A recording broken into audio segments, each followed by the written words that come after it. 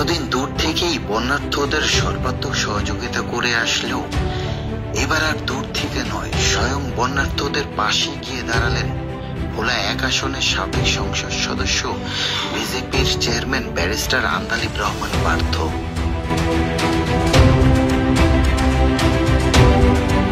কয়েক হাজার বন্যার্থদের জন্য চাল, ডাল, তেল সহ বিভিন্ন ধরনের শুকনো খাবার নিয়ে মঙ্গলবার সকালেই ঢাকা থেকে তিনি রওনা হন লক্ষ্মীপুরের উদ্দেশ্যে।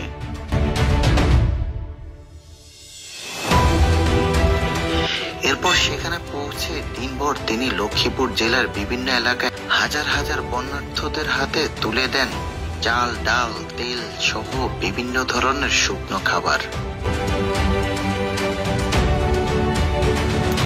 এই সময় তাদের উদ্দেশ্যে তিনি বলেন, আল্লাহ মানুষকে বিপদ দিয়েছে, আল্লাহই সকলকে রক্ষা করবেন। শুধুমাত্র সকলকে একটু ধৈর্য ধারণ করতে হবে।